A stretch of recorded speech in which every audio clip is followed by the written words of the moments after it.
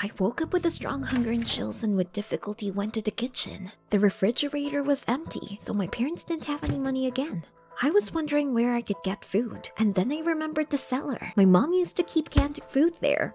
Going down to the basement, I caught my foot on the cans. It was strange. We never had such supplies. I turned on the light and couldn't believe my eyes. From floor to ceiling, the basement was filled with glass jars of money. Where were they from? I saw on the news yesterday that the police found a similar stash in the possession of a mobster. I would never have thought that of my mom, but my dad. Was he involved in something? My dad used to be very secretive, but lately he had completely stopped communicating with me and my mom. Not long ago, I saw him arguing with someone on the phone, and when my dad noticed me, he got very angry and slammed the door in my face. Did my dad get involved with the mafia? I pushed the bad thoughts away. He was not like that. Dad took care of me. He even got a second job so that I could buy some medicine. I had a congenital heart defect and it only got worse every day. Suddenly, the front door slammed upstairs, and I heard my mom's voice. I quickly went upstairs and immediately asked, "Where's so much money in our basement from?" But my mom was noticeably nervous and quickly told me not to touch anything there and go to bed. I was still too weak. It all sounded fake. Mom, are you and Dad hiding something from me? But she only said that she had a lot of problems, and she promised to find out about those jars with money from my dad today. And that I must have imagined it. When my mom and I had dinner in the evening, I was on pins and needles, and after eating and taking the obligatory pills, my head began to split. My mom took me upstairs, and as soon as I lay down, I fell into a deep sleep. In the morning, I was awakened by voices. My parents were arguing loudly in the kitchen. My ears were ringing, but I managed to get there. When my parents saw me in the doorway, they fell silent. My dad said they had something to tell. There was indeed a huge money of money stored in our basement, but whose money was it? It turned out that our neighbor Jack had brought the jars to the basement. Apparently, he was a fraud and dragged my parents into his scam to hide his stolen money from the authorities. But that's a crime! Did my parents not think about the fact that they could be put away? Suddenly, my mom started crying and said it was for me. Jack paid them for the basement, and thanks to him, we could buy medicine. I was ashamed that I had suspected my dad. My parents were trying their best to help me, but I didn't want them to end up behind jars because of me. I didn't want us all to end up in jail, so I decided to talk to Jack myself. I would go and tell Jack to get his damn money quickly. But if he didn't do that, I would go to the police. Mom said I was too excited and made me take my medicine again. Otherwise, I might have an episode. I dutifully drank the pills, and when my parents left on business, I immediately went to the neighbor. I went to his house and looked in the window. Jack had brought the gym bag into the kitchen, in which something rattled. The jars! That scoundrel hadn't moved everything to our basement yet? My head was spinning with anger, and I stepped back and brushed against the rake by the window. They fell with a crash. I hoped Jack didn't hear me. I looked out the window again, but there was no one in the kitchen. And then, behind me, I heard, "What are you doing here?" It was Jack. He held a huge shovel in his hands. It was too late to retreat, so I blurted out that I would turn Jack into the police. Let him leave my parents alone immediately. He said in amazement that he didn't know what I was talking about. Then he took the candy out of his pocket and handed it to me. "Here, it seems they are your favorite." Favorite? I had never eaten candy in my life. Maybe he wanted to poison me. Terrified, I backed away and ran with great effort toward the house. But Jack didn't follow me. What would that mean? At the fence, I ran into my mom. She was busy in the garden and immediately asked what happened. I shouted that Jack was dangerous and I needed to call the police right away. But Mom said she had no idea what I was talking about. What? We were just talking about money this morning. My mother looked at me with incomprehension. We were poor. We never had any money. What did she mean? I grabbed my mom's hand and dragged her down to the basement to show her the money. Inside, I could barely find a light switch. The light bulb sparked for a long time, and when it finally lit up, the basement was empty. But how? My mom looked at me sadly. Suddenly I heard footsteps. Someone was coming towards us. It was Jack. He was getting close. The door swung open, and I saw my dad standing in the doorway. He asked me why I was in the basement again. I explained vaguely about the jars, but my dad said I was hallucinating from the new pills. And that I urgently needed to see a doctor. What? Dad, you said it was our neighbor's money. Mom, why aren't you talking? She gently took my arm and pushed me toward the exit. No, what do you want to do with me? I'm not going. Did Jack frighten my parents enough to send me to an asylum just to keep my secret? We needed to get out and run to the police. I would turn Jack into the authorities, and I would make sure my parents didn't go to jail. I ran for the door, but my dad grabbed me tightly. Let me go! I pushed him away and tried to run outside, but my mom had already blocked the front door. I needed another way. Then I ran as fast as I could to my room. Dad's footsteps could be heard somewhere below. As soon as I was in my room, I snapped the lock in one motion and rushed to the window. But if I jumped, I might lose consciousness immediately because of my weakness. I was thinking of another way to escape. But suddenly my dad jerked the doorknob and asked me softly why I had closed it. I didn't say anything. And then I heard loud bangs. They decided to break down the door. There was no way out. I climbed onto the windowsill, squeezed my eyes shut, and took a step. I landed badly. I think I hurt my ankle, but I had to hurry. Even if my parents were covering Jack, only I could tell the truth and save them. Running was heartbreaking. My vision blurred, but then I saw the police station ahead. Just a little bit left.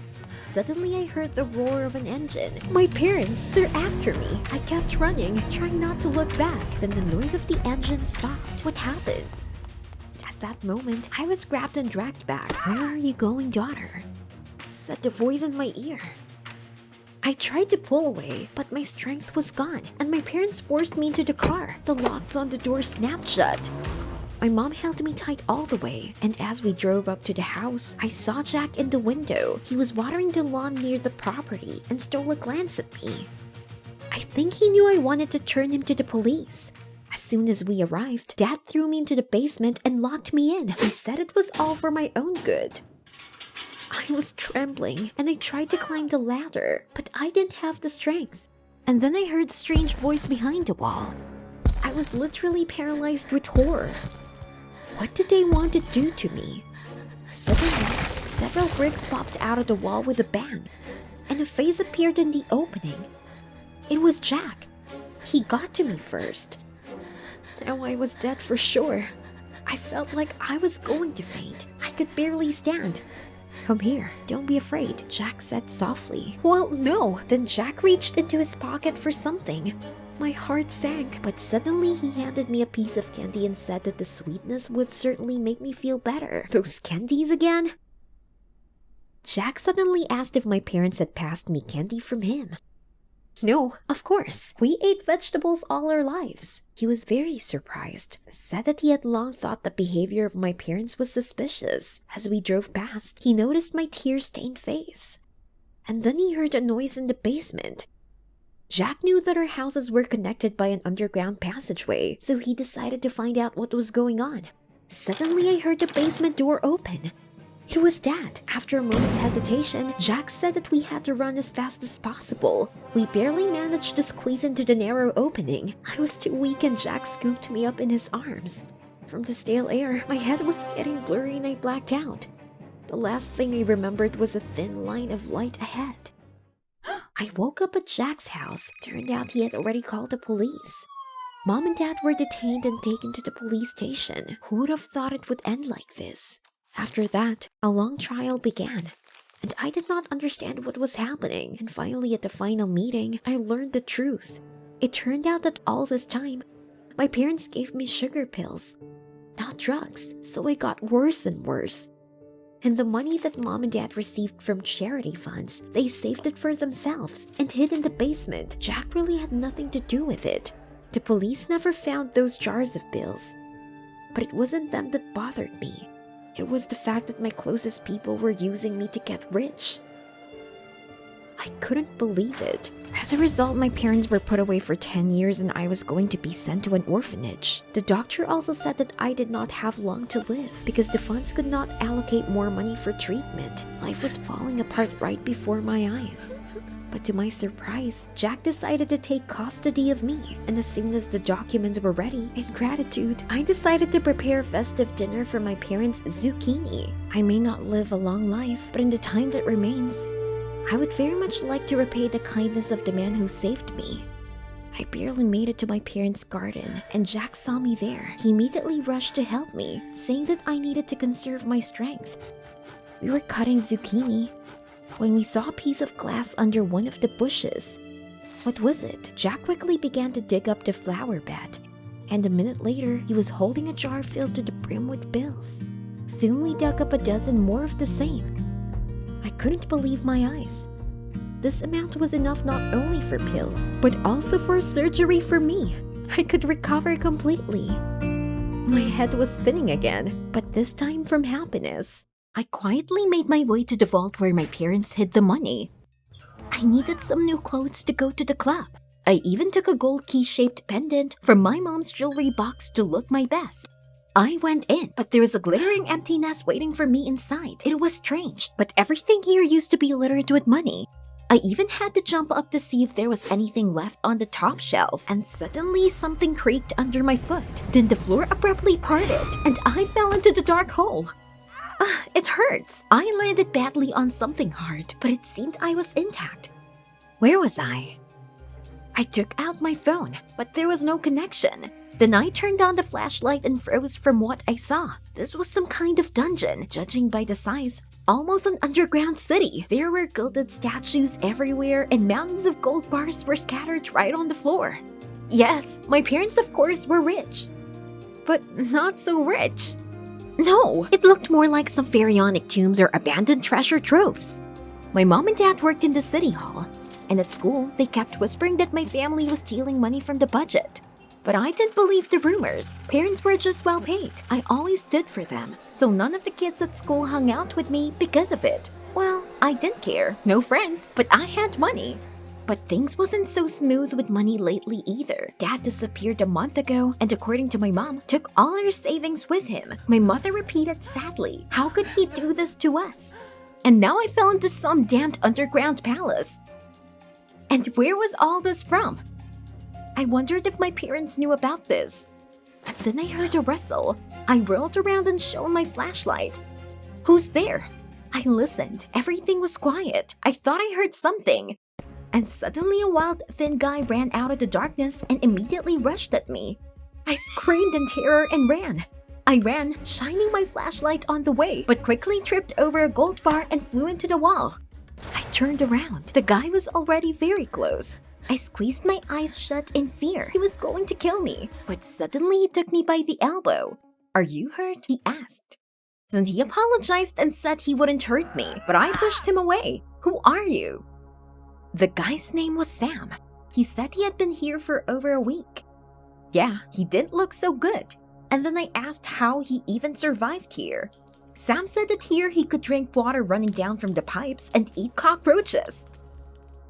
I stopped and looked around for a way out. I am not going to stay here, I told the guy, but Sam said sadly that there was no way out. Stop! How did such a ragamuffin even end up in my house? More precisely, under the house. Sam said that he came to us because his mom needed an expensive surgery. They had no money, and my dad, according to rumors, used to willingly help the poor. But there was no one at home, and just as he was about to leave, he heard screams and groans from somewhere in the depths. The door was unlocked, and Sam followed the cry into the house and fell through. Yes, my mom always scolded my dad for this unhealthy craving to give away our money to everyone, but I wasn't up to it now. I looked up where it come from. Then I saw that the trapdoor through which I had fallen was ajar. Yes! I decided to collect the gold bars in High Pyramid and climb up. Sam, why are you standing there? Can you help me? But he kept looking around and telling me that I had to be quiet or the monster would hear us. Yeah, monsters of course. Did pharaohs run through here by any chance? Sam, you're starving out of your mind. I waved it off and continued working. Soon I finished my pyramid and climbed up to the trapdoor. But the bars were slippery and were moving apart. When I reached the ceiling, I tried to push the trapdoor aside. Come on!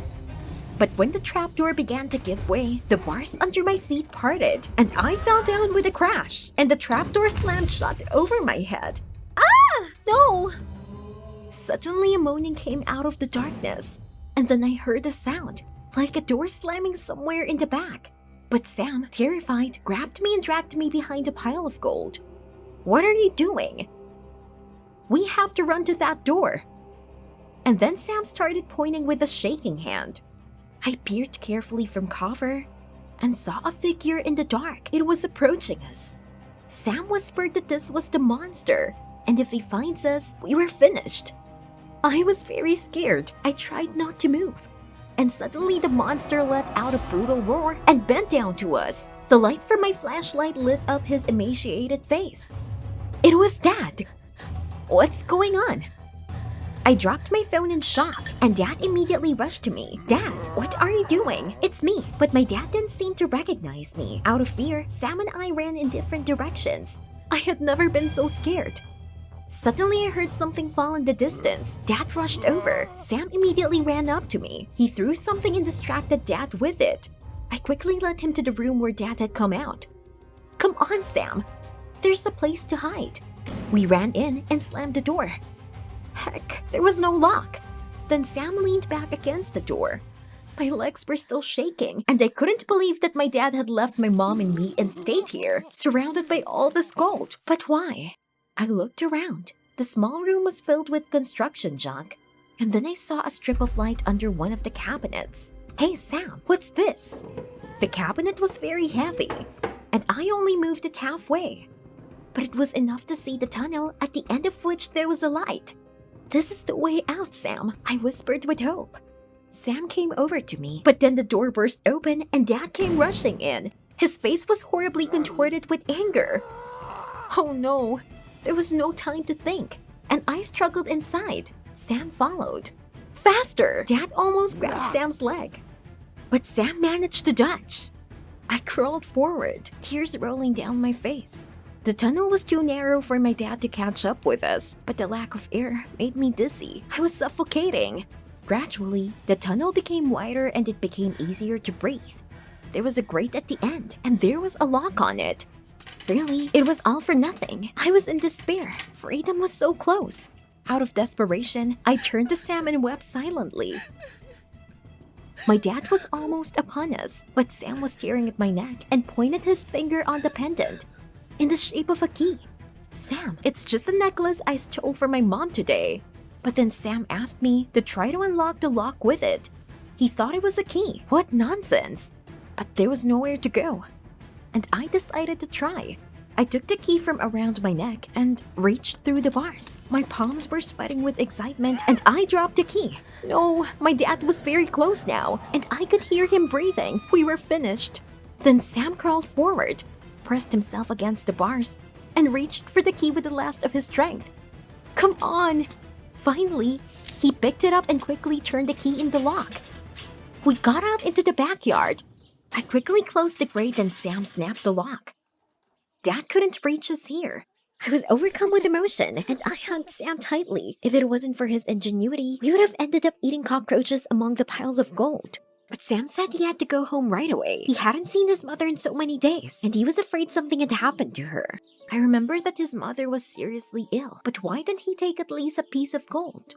Sam proudly said that being poor didn't give him the right to steal. So noble.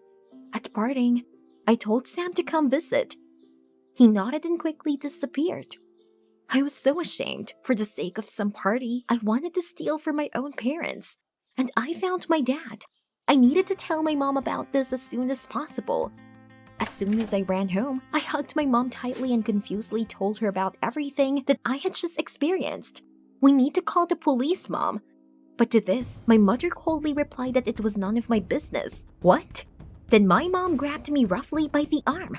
Mom, what's going on? Let go of my hand. I'm in pain. She dragged me somewhere, took the tape, and began to wrap it around my hands. I tried to pull away. Mom, what are you doing? My mom was silent and looked into my eyes and continued. Then she nervously shouted that in our family, only she cared about the future, and we were all selfish. After that, she added in a whisper, Go to your crazy daddy." And just as she opened the trapdoor, someone jumped on her from behind it. It was Sam. She fell down, and Sam helped me free myself. We ran out of the house and stopped on the street to catch our breath. "But Sam, where did you come from?"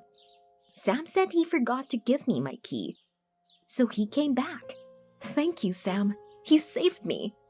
But he smiled and said that I was the first to save him. Now we were even. At that moment, we heard Mom's screams from the dungeon. I couldn't believe my own mother tried to kill me and my dad. The money clouded her mind. The realization brought tears to my eyes. Sam put his arm around me, and we sat there for a long time. An hour later, I called the police. I told the cops everything, and then I watched my mom get taken to the station. My heart was breaking, but what else could I do? The cops released my dad and took him to the hospital. Because of exhaustion, he completely lost his nerves. But soon he recovered and returned home. I was so happy. But my mom was less lucky. She was diagnosed with psychosis and sent for long-term treatment, after which a prison sentence was waiting for her. When my dad recovered, he said that my mother had been stealing money from the budget for many years. This money had ruined her so much that she seemed to have gone mad and even started building an underground city under our house. My dad wanted her to return all the money, but my mom was against it. We turned the gold over to the police, but some of it was saved for Sam's mom. Sam was so happy. A few days later, my dad and I were cleaning up our dungeon when my dad called me and showed bars stuck in the wall. It was strange that we didn't notice them earlier. We looked at each other and suddenly, Dad suggested building a free underground entertainment center for children. There's so much space here. I was so excited. Cool idea, Dad. Since then, I've learned that money isn't the most important thing, and they also need to be shared with those who really need money. Now every day, happy children come to our house. And I finally have a real friend, Sam. And I know for a fact that money can't buy that kind of friendship. Did you like the video? Subscribe and like it. Support the channel. Thank you. I finally escaped from my folks. I took the night train to the big city. My dream was waiting for me here. A luxurious life. Like the cool TikTokers. In the morning, I met with a realtor and I gave him all the saved money. Half an hour later, I was at the door of the rented apartment. I rented this shack for the first time. Soon I would definitely get rich, and I would move to downtown in anticipation. I put the key in the lock, but it didn't fit. Weird. Then the door swung open. A man was staring at me from the apartment. I don't understand anything. I immediately called a realtor, but he didn't answer. And then I realized I got cheated. I wanted to cry out of desperation. I was left on the street in a strange city. No money, no roof over my head. I had to find a job. There was no question of returning to my parents. To return meant to admit defeat. They kept saying all the time I was not ready. Wandering the streets, I almost gave up. But I suddenly saw an ad looking for a housekeeper for an 80-year-old grandmother. Housing is provided. This was a chance, or I would just stay on the street. I went to the specified address. The door was opened by an arrogant guy named Steve, who claimed to be Miss Matson's nephew and said he was staying with her. After that, Steve called me into the house and told me not to touch anything. What a nasty guy. As I stepped through the door, I was stunned. It was a real millionaire's mansion, with Italian furniture and expensive vases everywhere. What a luxury! The perfect mansion for TikToks. Steve had told me right away that Miss Matson was a millionaire and that I needed to keep an orderly house and keep an eye on her so she didn't get hurt. In return, I would get a big salary and a room in the mansion. Awesome! In just a month, I would be able to afford a rented apartment in the downtown and branded clothes. I quickly agreed and signed the contract. Steve went out on business and finally told me to introduce myself to the hostess, Miss Matson. Well, I went into the living room and suddenly there was a shot. Pain shot through my shoulder, and in a panic, I threw myself behind the sofa, knocking over a statue. What the hell? Then I noticed the paint on my shoulder. It was a paintball. Come out, little thief, I heard. Peeking out cautiously, I saw an old woman with a paintball gun. And then she shot me again. Was she crazy? I shouted that I was actually her new housekeeper. But the old woman grinned strangely and pressed a button on the wall. What's that for? At the same moment, the security guards broke into the house. They instantly pinned me down. Wait, you got it all wrong. It was this old lady who was shooting. But the big guys dragged me to the police station. I had to sit in a dirty cell for 2 hours until Steve came for me. He said something to the cops, and they let me go. I thanked Steve, but said I wouldn't work for this crazy old woman. Then Steve gripped my arm tightly. He hissed that I had smashed an expensive statue and owed Miss Matson a lot of money. So either I would pay now or I would work it off. Why was I so unlucky? I was beginning to hate that old woman. Steve gave me a ride back and told me to clean the mansion floors. But I quickly gave up on cleaning. I turned on the live in TikTok and began to show the rich mansion to my followers. Look how cool I live. But then the Millionairess came into the living room. And the live ended. Damn it. She said that the servants should fulfill all her whims. Today, she wanted to have exotic animals in her house. For example, snakes. What? There was nothing to do. I found animators with snakes on the web. And they were at the mansion for dinner. The sight of the snakes made me sick. But for Miss Matson, the snake was a delight. While the animators ate snacks in the kitchen, Miss Matson examined the creeping reptiles. What a pity that they are a captive, she wailed. And suddenly the Millionairess opened the lid of the terrarium. What was she doing? The snakes instantly spread all over the house. Miss Matson ran after them with a squeal of joy, leaving me alone. And then Steve came home. When he saw the snakes on the floor and me at the empty terrarium, he started shouting at me and told me to catch them all quickly. I shuddered at the thought of the slimy reptiles, but there was no way out. I took a couple of mops from the back room and went to look for these creatures, but they were everywhere, under curtains, under the sofa, in vases. Suddenly, one of them fell from the chandelier, right on my face. I almost died of fright, but I quickly threw it into the terrarium. As a result, all the cattle were locked up again. But Steve was still furious. He threatened me with the police if something like this happened again. Then I would not only have to pay the debt, but also go to prison. Please, no, I begged. If anything happens to Miss Matson, you're screwed. Steve threatened and went back to his room. Evening came and I went to my room, hoping to shoot at least one normal video for TikTok at night. But it was not to be. The old woman called me and ordered me to sing her a lullaby. Seriously? This is madness. After my terrible lullaby, she demanded to close the window. You see, she was cold, but the damn hinges were jammed. The old woman did not let up, and I went outside to try to close the window from the outside, but the draught made the door to the house slam shut. In a panic, I ran to Miss Matson's window, but for some reason, it was closed. That old woman. I rang the doorbell, but of course, no one answered. So be it. In search of shelter, I went through the deserted alleys. But then I was accosted by homeless people. They started grabbing me and asking for money. I barely escaped from them and ran away. I returned to the Mad Millionairess' house in the early morning. And this time, the door was open. Weird. When I went upstairs, I looked into Miss Matson's room and was stunned. It was a mess, and the Millionairess herself was nowhere to be found. Oh no. Steve would kill me when he woke up and found out she was missing. My laptop was open on the table, and I ran to it. That's gross. Just recently, the old woman booked a plane ticket, but the flight was in an hour. I called a taxi and rushed to the airport, but the guards wouldn't let me in without a ticket. Heck! And then I noticed that Miss Matson was at the front desk. I lunged for the railing and slid over to her. I already reached the Millionairess when suddenly the guards caught me, and then Matson lied about me being her granddaughter, and they let me go. Wow, why would the Millionairess want to help me? I thanked her, but she said that I was going with her for that. What? Before I knew it, Miss Matson gave me a ticket and we were on the plane.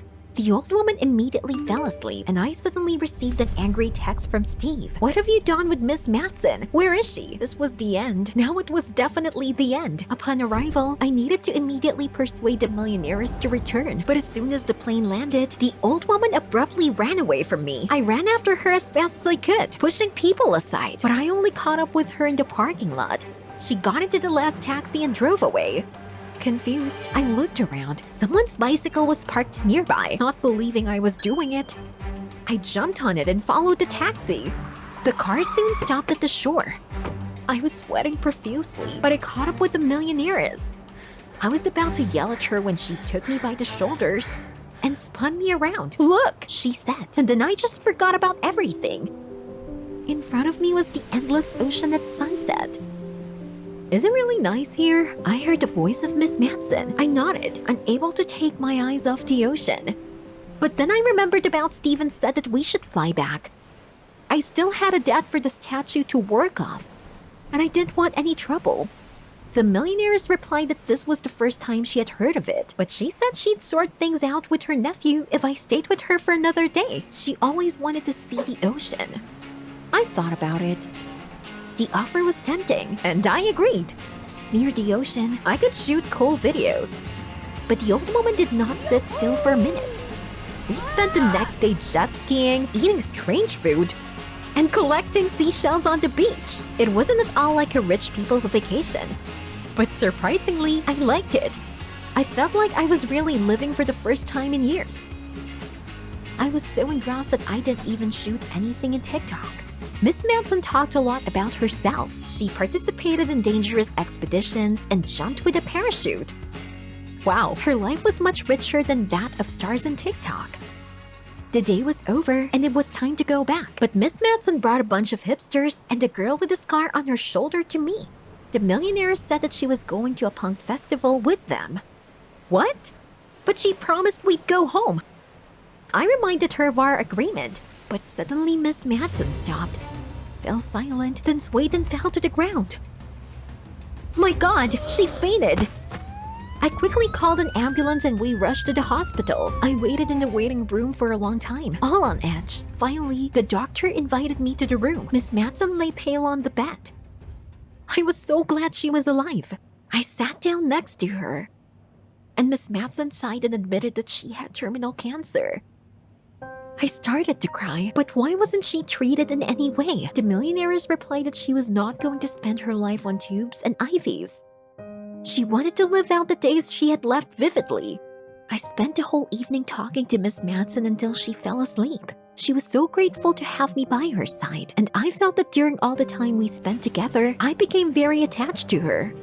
And then Steve burst into the room, furious. "Go home and pack your things. We're going to the police," he said to me and literally pushed me out of the room. I staggered towards the exit, completely defeated. What should I do next? I was just leaving the hospital when I stopped. I couldn't leave like this. I wanted to at least say goodbye to her before I left. When I got back to the hospital, I heard Steve's voice in the hallway, talking to someone on the phone. Steve said that the old woman was about to die, and he would become the owner of her fortune. When he finished, he went to the doctor and said that he agreed to euthanasia for Miss Manson so that she would not suffer. I was literally numb with horror. What a bastard Steve was! How could he dispose of someone else's life? And all this to get more money? I waited until neither Steve nor the doctors were around and made my way to Miss Manson. I explained that we had to run and literally dragged her out of the room in my arms. The paramedics noticed us in the corridor, but we managed to slip into the elevator and close the doors. We weren't caught. That evening, we sat by the ocean and chatted. Miss Manson promised to disinherit Steve and offered to let me live in her house without any obligations. I thanked her, but declined, saying that I would come to visit. I no longer wanted to be rich and famous in TikTok. I wanted to be like Miss Manson, to live every moment of my life vividly and truly. That day, as usual, I was sitting in my room trying to record this stupid video. What am I supposed to do? He'll kill me if I don't record everything in time. The first thought that occurred to me was to close the door. I managed to do it right in front of his nose, but he was banging on it so hard that I thought that the door was going to fly off its hinges. I think he's gone. I'm so scared. But a minute later, he began to break into the room with an axe. No, don't! After the accident, Dad changed. A year ago, a truck crashed into our car. My mother covered me with her body and died on the spot. My father's arm was badly damaged, and then he had it amputated. Because of this, he was immediately fired, and he gave this company 20 years of his life. I felt sorry for him. Dad was depressed, but I tried to be strong and I supported him as much as I could. Even though I cried into my pillow almost every night, that's when I started making YouTube videos. I wanted a distraction. Moreover, I was pretty good at it. I didn't even notice how the first fans and first money from ads appeared. I shared my success with my father. He hugged me for the first time in a long time and called me a good girl. I almost cried with happiness. He started spending a lot of time with me, asking me what I was doing, and we became very close. Dad also became interested in YouTube. He followed all the trends and subscribed to new channels. As a joke, I decided to show my dad what real popularity is, and just for fun, I brought out the formula of the most successful YouTube project. It turned out something between the keeping up with the Kardashians and trashy videos with challenges. With his eyes burning, Dad declared that he understood everything and ran to his room. He was thrilled. I haven't seen him like this. One morning, I was going to school, but the door was locked and my father calmly said that he had transferred me to homeschooling. When I asked why would he do that, he solemnly announced that now I don't have time for school because today we are launching a super successful YouTube show. This was way too much. I got angry and suggested that my father find a job for his age and leave YouTube for teenagers. And he didn't even react. A week later, it was even worse. I was sitting in the kitchen having breakfast when some people in dirty shoes came into the house. My father was with them. They searched every corner of the house and gave Dad a check. What? Did Dad just sell our house? And there's more. I got a text message saying that all the money was withdrawn from my bank card, but I earned them on YouTube myself. That was too much. I wanted to find out what was going on, but my father just confronted me with the fact that we were moving. Gosh! For the sake of the show, my father went all in, spending all the money to rent this luxury estate, as he called it. Although it was actually just a wreck. When we went inside, I could barely hold back my tears. Yeah, once this huge house was inhabited by rich people, but now it barely stood together. Of all the rooms it had, only mine, where the shooting of the so-called show was supposed to take place, was renovated. After a week in this terrible house, I decided to talk to my subscribers live for the first time. I did have time to answer a couple of questions when I heard my dad coming to me. My father was acting weird. He said everything was almost ready and our life would change soon. It looked pretty scary. The next day, he cut off the Wi-Fi. He set the access to the network on time. I didn't recognize my daddy anymore. But the most hell was waiting for me ahead. We started shooting a live blog based on my father's script. Now, meet me, Nikki, the spoiled daughter of rich parents with bipolar disorder and aggressive behavior. My father wrote out every word and movement and made sure I followed the script. He made me do crazy things like jumping in an ice bath, shave my eyebrows, eat worms, and I couldn't even object. He immediately went mad. I started to think about escape, but I felt sorry for my dad. I justified his behavior with the stress, and I hoped that everything would pass soon. So I tried to be nice on camera and believed in the best. I think that's why I got such an extensive fan club. Because of my fear, I used to wake up from nightmares in the middle of the night. It seemed as if the show's growing success and the money had driven my father completely mad. He hired bodyguards, a housemaid, and a chef. They all were participating in shootings. Dad himself played the role of the butler. I felt like I was in a horror movie. The only good thing about this hell was watching Jamie. We became friends, and he quickly realized that I was a hostage in this house. One day, Jamie and I decided to bake cakes, and he immediately took out a pack of almond flour. No, no, no! I have a terrible allergy to almonds.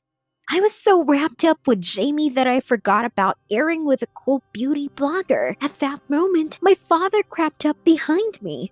He seemed to be trying to frighten me as a joke and suddenly grabbed me by the shoulders. And I suddenly leaned to the side and hit my forehead on the corner of the closet. It was so painful. My father started yelling. There was a red mark on the forehead from the blow left, which by the evening will become a bruise, and everything should be perfect. I trudged off to cover marks. The earring was tense, my head ached from the blow, and I was trying to fit the image of a problem-rich woman. Kat asked me to wash off my makeup. I resisted for a long time. My father waved his hands in the background, making it clear that I would never wash it off. But I had to comply. Kat pretended not to notice the bruise. She was joking and reading random comments. And one of them was, "Did someone beat you up?" I jumped on the spot. And I think it was obvious that I was hiding something. My father never laid a hand on me. And the bruise was the last straw. It's settled. I'm running away tonight. After the success with the earring, my dad was so happy that he forgot to lock my door. This was a chance. At night, I started to make my way to the back exit and was almost there. But the guard was sleeping in the kitchen. I tried to get around him, but I hit the dishes and everything fell to the floor. Then I rushed for the door as fast as I could. I ran out into the street, but right before the fence, the guard caught up with me. I was imprisoned again. The next airing was a week later. I looked frankly bad and with a stained smile told another crazy story from my life. And in one of the comments, I saw, "If you need help, start talking about dresses." I immediately opened the door and pulled out my dresses, and then the internet disappeared. My father rushed into the room, grabbed my arm, and started yelling. Like I went against the script and almost ruined his whole brilliant plan. He dragged me down the hall and then threw me in the closet. I sat there for a couple of hours in the dark and cold. Suddenly I heard footsteps. It was Jamie. I begged him to open the door, but he curtly wished me a happy birthday and left. I was alone again. In the morning, my father let me out and began to congratulate me as if nothing had happened. It was so disgusting. I didn't want anything anymore. I just became the perfect doll for my father's show. I went live and got a lot of messages asking me to make a birthday cake. Fans wanted to see me blow out the candles. There were so many messages that my father agreed. But of course, according to his next plot, trashing the kitchen and throwing Jamie with food, I was troubled. One good thing about this day was that I could spend more time with Jamie. I wasn't even offended that he didn't open the closet. Maybe I really deserved it. When we started cooking, Jamie was clearly nervous. At one point, he took out almond flour and whispered, "Trust me." What was he doing? He knew about allergies. Although, I don't care. Dolls don't talk. I silently kneaded the flour into the dough and tasted it. The almonds made my throat swell, and I started to choke, just like when I was a kid. Then my mother saved me, and how I wished she were here. I didn't know what was going on. I think my father shouted something about medicine and disappeared. I couldn't see anything, but I felt like someone was holding me. I knew it was Jamie when I heard him yell at the guards, "Get out! She's dying!" Here's the ambulance. They were so fast. It was already very hard to breathe. I thought this was the end. And suddenly a breath. I somehow opened my eyes and saw my father trying to catch up with the ambulance in the distance. As soon as I came to my senses, the guys told me that they were all my fans and real daughters. It turned out that after the airing, they created a closed fan group. Together with Jamie, they developed a plan for the abduction. I was brought home to Jamie's, and there were my fans and lots of goodies. I went live and immediately told the whole truth. Jamie handed me my phone that night. My father called at least 100 times. I didn't pick up the phone and blocked his number. A chill ran down my spine. No, Dad, I'm never coming back to you. A funeral isn't a pleasant event, right? Especially when they're yours. Yeah, exactly. I'm dead. A scam that my friends and I got into went too far. At first it was a joke, but it quickly got out of hand. Now I'm lying here. We are 3 genius artists, but our talent is still not recognized. Jane drew delicate landscapes, although she wasn't so gentle herself. Sophisticated Anne drew portraits or urban lunatics, and I drew abstractions. But it wasn't just art that united us. The money connected us together. I'm its complete absence. Asking money from your parents who lived in another city means losing battle for independence. No way. Of course, we tried to earn money drawing postcards and portraits to order, but the money received was barely enough for paint and food. Once a terrible man knocked on the door and said that he rented our apartment, and we had to move out of it right on that day. Heck, apparently your landlord ran out of patience. The fact is that we paid her almost nothing for a year. The man added that we had to pay the debt within a week, otherwise the owner would go to the police. We called an emergency meeting and decided that Jane would go to collect the money that the customer owes us. Anne would try to sell some of the quotes, and I, as the most courageous, would go to the gallery and sell her paintings at the entrance, $1,000 each. The night at the train station was terrible, but the next day, Jane brought in almost $100. She managed to collect the debt. Anne came back with no money, as her sweaters had been eaten by a moth. It was my turn to look for money. I waited for people to go to the new exhibition, took the paintings in my arms, and hurried to the entrance. I sat in the cold for 3 hours, but I only disturbed visitors and got barked at by dogs. But I managed to overhear a story that the guide was telling. There was an artist called Van Gogh. He sold 1 painting in all his life. When he died, he was immediately recognized as genius. Now each of his sketches is worth $1 million. The guide added that almost none of the famous artists received recognition during their lifetime. So no one would buy my paintings during my lifetime? What a hooey! I went back to the girls at the train station and told them the story about Van Gogh. I started the story, but Jane interrupted me, yelling, "Brilliant! I know how to make money!" Jane emptied a box of matches on the floor, and each of us lit one. I didn't really understand what was going on. Then Jane said, "Whose match goes out first, the one will die today." You should have seen Anne and me. Jane started laughing and said that we did have to really die. Oh no, my match went out first. What does this mean?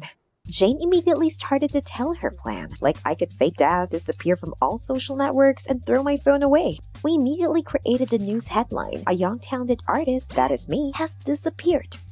Lost in the jungle in Bali. All resources have already been thrown into the search and relatives are inconsolable. I had to figure out who would tell everyone about my mysterious disappearance. Jane? No way. Her mournful face looks threatening. Anne was perfect, with her soft voice, sad eyes, but as soon as I pointed the camera at her, instead of crying, she burst out laughing. There were no other candidates. I even began to regret that I devoted my free time to drawing and not dating. If I had a boyfriend, he would help. Stop. Now I have a brilliant idea. Several layers of makeup, a wig, bandages that lighten the chest, shirt and trousers, stolen from thrift shop. Finally, I saw my heartbroken boyfriend in the mirror. Of course, it's very difficult to dress up as a man and not look like a cute boy band singer. These bandages press my chest so strong that I can't even breathe, but you can do anything for the sake of wealth. The most difficult thing was to record a mournful video for my alleged boyfriend. As soon as I started to mimic a man's voice, my friends laughed every time I had to start over. I was nervous, but we shot everything properly and posted it in all social networks. A few hours after the video was posted, we received 10 likes and an ad for someone else's account in the comments. It hardly looked like worldwide glory. I was in despair, so much work and all in vain. But suddenly, we received a message from Joe Falcon himself. This was a famous blogger who's hanging out at parties and investigates some mysterious stories. He now has 2 million subscribers. He said he was ready to take our case and help us find the missing Helen. But before that, he offered to meet and interview my boyfriend, which was also me. Our video was sent to him by a subscriber. This is just the right format for his investigations. I thought about refusing. It was interesting to watch how Falcon conducted an investigation and exposed scammers, but I didn't want to be in the place of scammers at all. But my friends talked me into it. You can't sell a picture with 10 likes, and Falcon is a superstar. We needed the whole world to know about me. At the meeting, everything went according to our legend. Only I often stammered because this Falcon was so handsome. I wonder if he even liked me a little. Stop. I'm not Helen right now. I'm her grieving boyfriend. We waited a long time for the video to be ready. I didn't leave the hotel that we rented for in advance and updated the page every half hour. And now the video was ready. Helen, who went on a trip, disappeared in the jungle, was in all channels, and 200,000 people subscribed to her Instagram overnight. There was a demand for her paintings. We even managed to sell 2 of them, but we made them cheaper. We should have asked for more. We began to inflate prices, and requests for purchases grew. By the evening, I began to worry. The number of views continued to grow, and I knew that more attention meant more chances of being discovered. At dinner, I offered to turn everything down, and we got enough for the couple of paintings we sold to pay off the debt. But my friends assured me that we needed to take it while they gave it. Of course, they didn't have to wear a wig and 3 layers of makeup. Soon we were invited to a TV show. I didn't want to go until they told me how much they would pay for the broadcast. Wow. We were telling over and over how much we missed Helen, how brilliant she was, and how much we missed her. As my friends wiped away their tears, I suddenly wondered, if I really was missing, would they be so worried? After Helen disappeared, some activists even opened a charity fund in my honor. They wanted to equip an expedition, but I dissuaded them.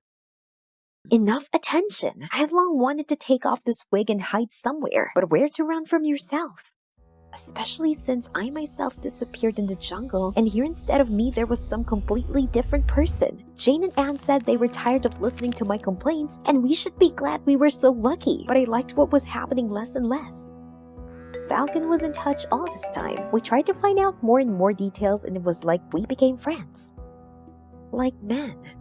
Only he seemed to understand me. What a pity that we could only be friends. Every day I wanted to end the whole show more and more.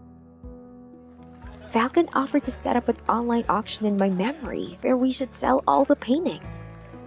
This was a cool idea, and I decided that this was the last auction and that's it, I'm done. I take the money and go to Bali, but now for real. No one knew about the plan. We were preparing for the auction. We had to buy a special app. Neither my friends nor I knew anything about it, but Falcon knew what to do. We just gave him the data, and he did the rest himself. And after the auction, he invited us to a banquet. I would ask my friends not to go. I would be alone with him. Stop. Come to your senses. I'm a guy. Helen's dead. We need to get ready for the auction. I forced myself to put up new photos. A little Photoshop and evidence was ready. Like a search team in the jungle found Helen's blood-stained things. There was no doubt that the artist died at the peak of her talent. I started crying myself, but the skyrocketing prices of paintings immediately comforted me. And so the online auction from Falcon's house started. I talked about the late Helen, how incredible she was, how great she was at drawing, and how lucky I was to have her. All of a sudden, Falcon said that Helen and I were the perfect couple because we looked so much alike. The pictures were sold and the money was in my account. But then Falcon asked me if I had been a girl, what have I chosen, myself or Falcon? I tried to change the subject, but Falcon kept going. He asked me if I liked boys. I pretended to be too caught up in the numbers, and there was a lot to see. We became rich. I almost cried with happiness. Everything worked out. But then Falcon deftly pulled off my wig, and he started telling that I was Helen and that I was a fraud. All this time, he was preparing for a grand excarnation. And finally, this day has come. Falcon, what are you doing? Why didn't you tell me in person? There would have been enough money for everyone, and I would have shared it. But he wouldn't listen and demanded that I confirm what he said. I slammed my laptop shut and ran to the door. Falcon followed me out with a camera. "Cheater, cheeky cheater," he shouted. I don't remember how I got home. It's a good thing the police weren't called, but I got famous all over the internet. How do I sell something now? I came to my senses and decided to check the amount, and it was empty. I didn't take long to find the culprit. Falcon entered his car details when registering in the app. What a scoundrel! And you won't even say anything. Suddenly, a payment came to the card, a measly $10,000 to repay a debt to a landlord. And a mocking message, "This is for a great story." My friends and I were back where we started. Lack of money, finding a place to live, and a bad reputation to boot. There was still a lot of trials ahead of us. Collectors and gallery owners were demanding compensation, but all that could wait. My main goal was to find Falcon. He's right, you need to pay back your debts, and I'll pay him back in full. I was in a hurry to go on a date with my new boyfriend. Even though he was married, it didn't stop us from dating. But when I came to the cafe, he was almost kissing a blonde. Great. I ran over to them and threw the pregnancy test on the table. "Not only do we have a date at this diner, but you're cheating on me. Give me the money quickly before your wife finds out about your affairs." He turned pale with fear, laid out a few $100 and ran away. And the blonde and I exchanged glances and went to the exit.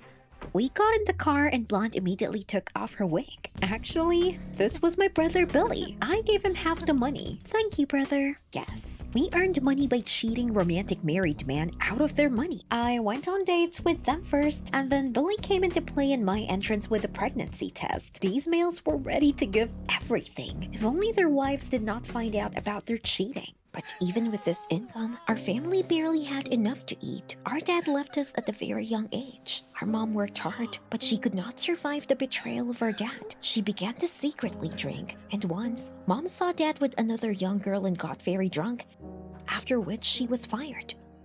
I can still remember her words that day. "Say thank you to your daddy. He can't earn much in a normal job." And then it dawned on me. I could become the young mistress that men like my dad spent money on. So I would take revenge on all such men for my mom. At the same time, I would earn money. But I realized that I couldn't do it alone. I needed help. I didn't have many friends. And who would agree to such a thing? And then I thought of Billy. My brother had very fine features, and yet he was an actor, so it was easy to get used to the role. At first, Billy was against seducing men, but the final argument was his study in a prestigious theater school. He was unlikely to enter on a budgetary basis, and we did not have money to pay for his studies. To study at the theater and become a world star was the dream of his whole life. The hope that had almost been extinguished was rekindled in him. That's how we started our scams. The perfect sugar daddies usually drank alone in bars. I sat down with them, word for word, and I was already treated to drinks. And after a couple of days of romance, my brother would kick into action. I'd set up another date for my victims, but I'd accidentally be late.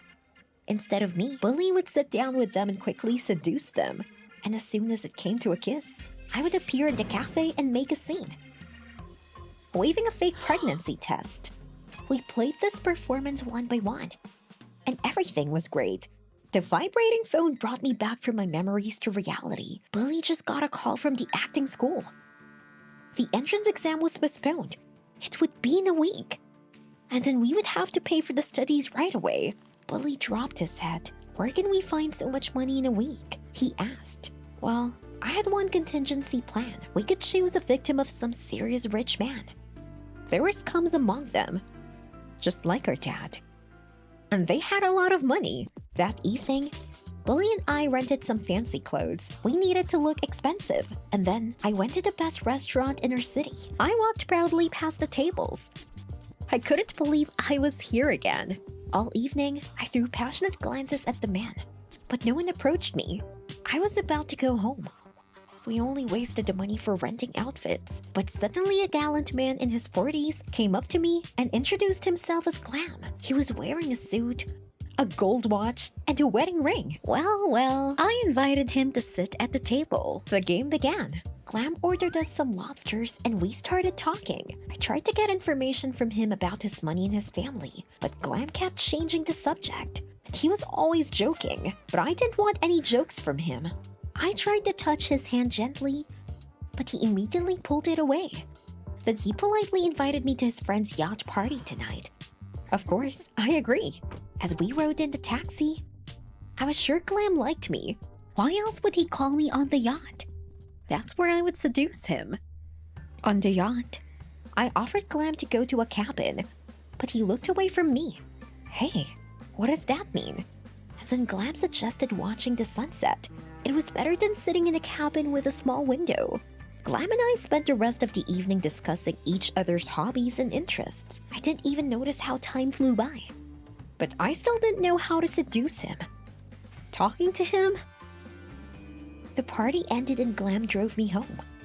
I wanted to at least kiss him goodbye. But at the last second, Glam pretended that someone had called him and turned away. He was a strange man. I got out of the car and slammed the door, and as soon as I went in, my brother Billy was waiting for me, eager to find out how it had gone. But I said it was more complicated than usual. This rich Glam didn't buy into my pickup attempts. Billy got mad and accused me of being too slow. He had an exam and admission the other day. The money was needed now, and then he abruptly and coldly declared that we had to act more decisively. Billy, how stubborn you are. Don't worry. I'll handle it. It was strange. I used to get mad in a few hours. What happened to me? The next night, I went on a date with Glam again. He was already waiting for me at the cafe, and as soon as I sat down at the table, Glam said that he wanted to tell me something. But then my phone rang. It was Billy. What a bad time. I apologized to Glam and walked away to answer. Then I heard the bell on the front door. I looked around and saw Billy standing in the doorway, dressed as a blonde. He still didn't listen to me. He was striding toward our table. Billy, wait. You're going to ruin this. Stubborn, selfish boy. I quickly ran to Billy and dragged him around the corner. What the hell? My brother snapped that he had no more time to wait. He needed money to pay for the admission. Or had I forgotten about his dream and become obsessed with this Glam? I promised that tomorrow we would carry out our plan and somehow pushed Billy out of the restaurant. I caught the first taxi. We're going home. On the way, I wrote to Glam and apologized for my sudden disappearance, and had to lie that my cat was sick and I urgently needed to see the vet. I asked him to reschedule the date for tomorrow. I was afraid that Glam would get angry, but he suddenly invited me to his house. Wow. I was beaming with happiness, so I still had a chance. But Billy couldn't get over it, and he kept saying we still didn't have a penny. I felt like I was being pricked. I hated to admit it, but Billy seemed to be right. No matter how cute Glam was, I had to try and get the money. After all, my brother and mom needed help. It's decided. The next morning, I put on a low-cut dress and high heels. No man could resist. After that, I took a taxi to Glam's house. I wasn't sure I was doing the right thing. Glam wasn't a bad person at all. But I quickly pushed those thoughts away. That's what we thought about our dad too. And he turned out to be a traitor. The car was already pulling up, and I saw Glam's swanky mansion. Everything was like in the movies. A swimming pool, golden statues, a fountain. Such luxury. Glam met me at the gate and invited me into the house. He was visibly nervous. Maybe something had happened. I took his hand. Is that what you wanted to say yesterday? Glam sighed and said he couldn't make me happy. What was he talking about? He had a palace here. And then Glam said that he was once rich. But a couple of years ago, his daughter got sick. His wife left them, and he spent almost everything on medical treatment, even had to mortgage this house. What? Then Glam said that even if I didn't want to see him again, he would like me to meet his daughter Lilo. Then he timidly opened the door of one of the rooms. A pale girl of about 6 lay on the bed, under the ivies. I felt uneasy at the thought that I was going to steal the last of Glam's money. He spent everything on his daughter's treatment. At that moment, Glam's phone rang and he was called to work. It was urgent. Glam excitedly asked if I could sit with Lilo. I was confused, but I couldn't leave her alone. Glam left, and I sat by Lilo's bed. It was hard for me to look at the poor girl, and I turned my eyes to the window, and then I saw a dark figure climbing over the fence. My heart sank. Someone had broken into the Glam land. There was no time to think. Then my eyes fell on the poker by the fireplace. I picked it up and walked slowly to the back entrance. The door handle turned, and I screamed at the thief. But when I saw him, I was taken aback. It was Billy. He viciously praised me for leading him to a rich man's house. I couldn't let him steal from Glam. You wouldn't dare, Billy. But then I heard the police sirens. Damn it, Billy. We're going to jail now. Half an hour later, Billy and I were in the precinct. I was desperate, but suddenly Glam came into the cell with a policeman. The cop barked that we were free, and Glam sternly told us to follow him. He took us to a nearby cafe, and Billy and I sat down carefully across him. I felt like a little girl who had done something wrong, but Glam suddenly sighed and said, "I am your father." What? Billy and I looked at each other in dismay. He asked us to finish listening to him. Dad was forbidden to communicate with us since Mom had achieved full custody, and he wanted it so badly. My fist clenched in anger. If you wanted to hang out with us, you wouldn't have a mistress. But Dad was confused and said that he was young and stupid. He thought that he would find true love. But in time, he realized that he had lost it. Glam continued. He really wanted to meet Billy and me, but he couldn't figure out where to take us. So Glam decided to follow us and find out what kind of cafes Billy and I liked. However, he soon found out that we cheated men out of their money. He was terribly worried and decided to stop us. As proof that Glam was indeed our dad, he pulled out a crumpled photo of Glam holding Billy and me in his arms. A lump rose in my throat. Yes, everyone makes mistakes, and Billy and I are no exception. And after that, we apologized to Glam, Dad. And I think he forgave us after all. After that, I arranged a meeting between Dad and Mom. He finally asked her to forgive him for the pain he had caused. Mom's eyes filled with tears. I think she found the strength to forgive him. Soon, she gave up drinking and got a new job.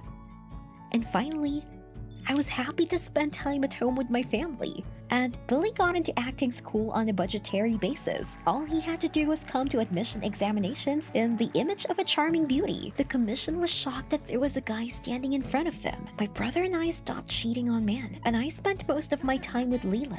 I think I finally realized that there is nothing more precious than family. And if you want to keep it, then only by good deeds. Did you like the video? Subscribe and like it. Support the channel. Thank you. Hi, I'm Jenny. Yeah, like in that book. But there's nothing magical about my life. Have you ever had to watch someone ruin their lives and you could do nothing about it? Please watch until the end. You'll see how helpless grown-ups can be sometimes. Let me say it straight, my family is not well off. To be more exact, we're poor. I'm used to wearing used clothes and ordering pizza only for special occasions. I'm used to heating or electricity being turned off because Mom and Dad can't pay the bills. But I wasn't about to live all my life like that. I had a dream of going to college, getting a super hot profession, and living like my ghetto life never had happened. But it's easier said than done. I'm not that book smart, and even though I did well in cheerleading, that wasn't enough to get a scholarship. I had less than a year of high school and was desperate. A future of working behind a counter in Walmart or McDonald's for the rest of my days didn't seem bright at all. And suddenly, my family's life changed drastically. It started with Dad being hit by a car. He wasn't hurt badly, but a son of a wealthy man was behind the wheel. His dad covered our medical expenses and then some so that we didn't sue. A little money, but still more than we'd ever had on our hands before, so my brother and I did get gifts, and my mom a new dress. My mom spent the rest of the money on lottery tickets. Nonsense, right? There were probably 1,000 tickets. Mom scraped at them like mad for a few hours. But it worked. Mom's screams woke us up, and we ran to her bedroom. She was jumping on her bed like a kid. "We won!" she screamed. "We won! We won!" The amount of money was pretty hefty, and my brother and I didn't quite believe it right away, and Dad even thought someone was messing with him when he got the call to verify it. And of course, we faced the question of what to do with the money. I wanted everything. An iPhone, new clothes, a car, an expensive purebred puppy. But I pushed all that aside, focusing on the important thing, college. As soon as I had a moment, I told my parents that I needed money to study. They exchanged looks, of course. But sure, dear, sure. I trusted them. Have your parents ever let you down? Like, really let you down big time? Share your stories in the comments. I'd like to know I'm not alone. Next day, our home got a new ice cream maker installed. Okay, I thought, why not? A cute little trifle. Still plenty in the budget for college. I didn't mind when my brother got an expensive watch and an iPad. He should be enjoying the benefits too. The fridge was stocked with Dad's favorite beer, I noticed, while Mom and Dad were out dining in one of those expensive restaurants I'd never even dreamed of going to. I felt horrible. My parents could buy a box of matches and I'd be counting how much I had left in my college fund. I was so angry. No presents brought me joy. Even my brother started avoiding me, like it was okay for everyone that the money was running out. All hell broke loose on the last day of the holidays. I woke up to some noise in the backyard and saw construction workers. Mom and Dad were ecstatic. They thought that their idea was grand. Look, honey, we're gonna have a pool. I looked at the hole in the ground and saw a grave, not a pool. Mom, Dad, what about my college? I'm not proud of what happened next, but I think my parents felt even more ashamed. I only stopped screaming when Mom started crying. I still remember her words. You're so selfish. You have your life ahead of you. What about us? She talked about how hard it was for them with all the loans and bills and that there was no way out. And the money, they so wanted to have something good in their lives. A dinner in a posh restaurant for once, a pool like in their neighbor's house. How was I supposed to feel? I'm not heartless. I felt sorry for my parents, but this was about my future. That was taken away from me. After that, no one was happy to spend the rest of the money. Mom got another couple of hundred tickets, but all she got was $10 in a mug. Awesome. And to me, I sold some of my consolation prizes, my tablet, some purses, but it wasn't enough for college. Still, I'm going to take a gap year and move out, work a little, save up some money, and then I'll write the best admission essay ever. Tell about my family and this mad lottery. Gosh, if I'm not accepted after that, I'll go and become a stand-up comedian and this is gonna be my best number. Life goes on after all. What do you think? Who is the selfish one here? Me or them? Let me know in the comments below what you think. Please like this story so that YouTube shows it to more people. Subscribe and don't miss out on our upcoming videos. Have a great day and may luck always be with you.